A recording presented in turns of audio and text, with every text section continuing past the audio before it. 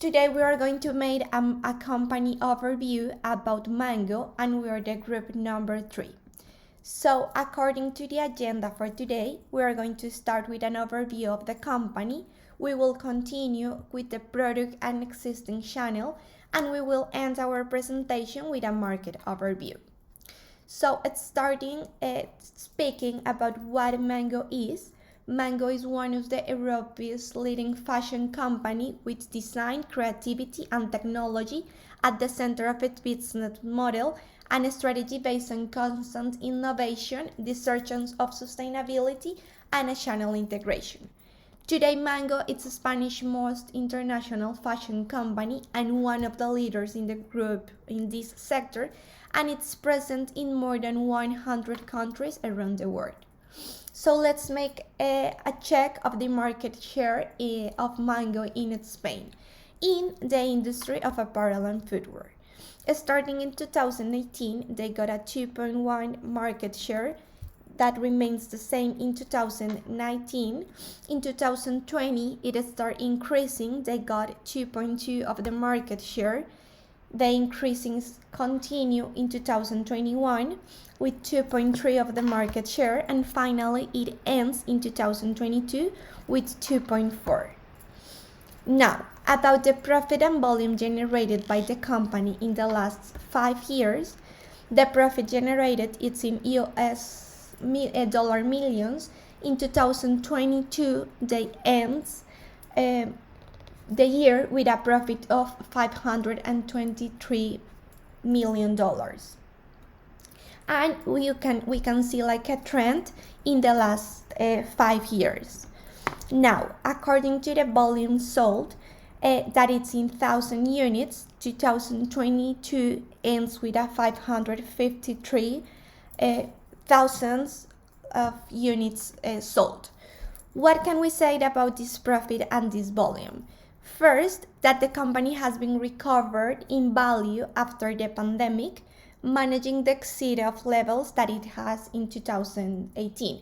Why? Because the profit in 2018 was 517 and it ends in 2022 by 523. That means that the company recovers after the COVID-19. However, when we saw the values in units, it has not yet managed to reach its pre-pandemic levels. It means into the levels that the company got in 2018 and had a contraction 2022 versus 2021. The volume sold in 2022 was 553, but in 2021 was greater, was almost 600. So, according to the worldwide profit, also in US dollar millions, the company ends 2022 with $2,080 USD million. So globally, the company has also been growing in the last 3 years. However, it has not managed to exceed the levels of sales that they have before the pandemic, understanding, of course, that it develops in an industry that was really affected by this context. So, with all those values, what can we say? What can we conclude about Mango? First, that it is one of the most important clothing and footwear brands in Spain, positioning as a leader in the industry of this country. Also, that in the recent years it has been growing as a faster rate than its competitors, since it has been increasing its market share 1 point each year in the last 3 years. In addition, internally the company has been increasing its sales, exceeding the levels it has before the pandemic. However, this recovery is not achieved in terms of units.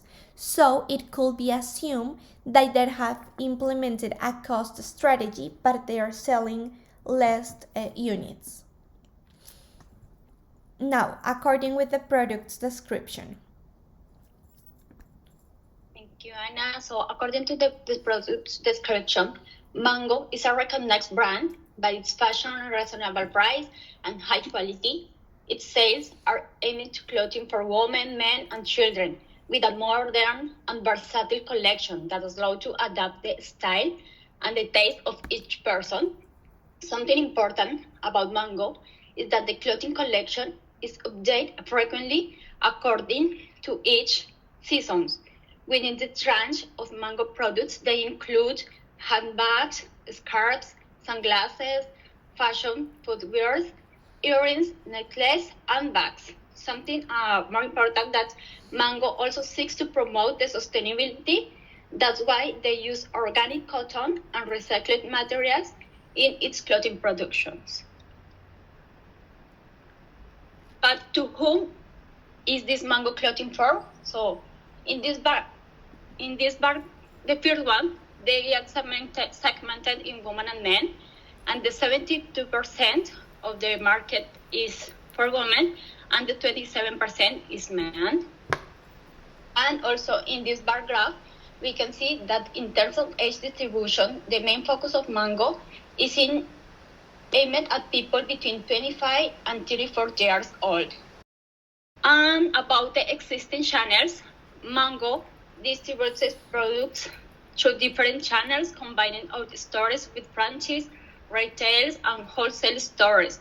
They also have their own commerce and online platform where people can easily access to their products.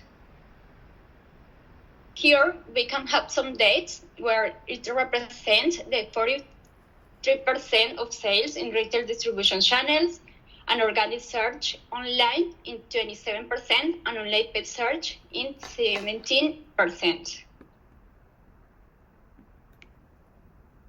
Now we're going to, something important for this presentation and also about Mango is now they want to enter to Canadian marketplace in 2022. So let's make market overview in the country.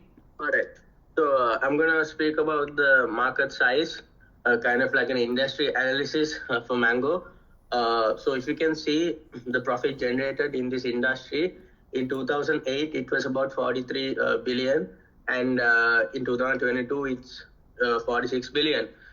Even though we can say the market is saturated, there's still growth in the market. If we take out the impact of COVID, the market for apparel has bounced back very fast and very strongly, and it's growing. Even though it's growing at a slower pace, it's growing maybe at about 5 to 6% a year.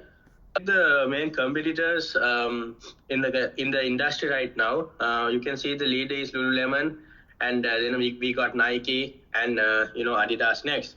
So right now, but we can say it's the usual suspects. To a company like Mango, who's operating in other global markets, they have already competed with these giants, Nike, Adidas, being two of them. Lululemon might be a challenge for them. If we take the target market for apparel, I think Ali mentioned this earlier as well. Between 18 to 40, you get about 74 to 75% of the market, which is, we would say, a young target segment between 18 to 40. And of that, 72% is predominantly dominated by women.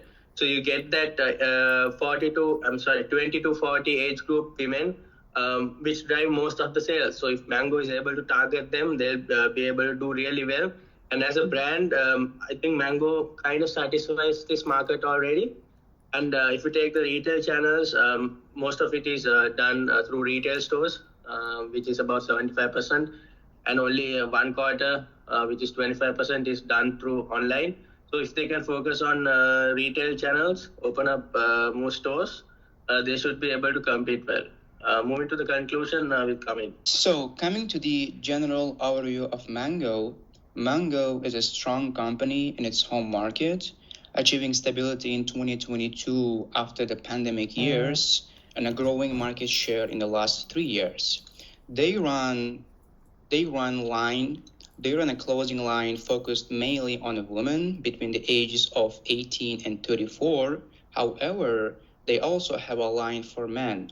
In addition to that, its main channel is its retail stores.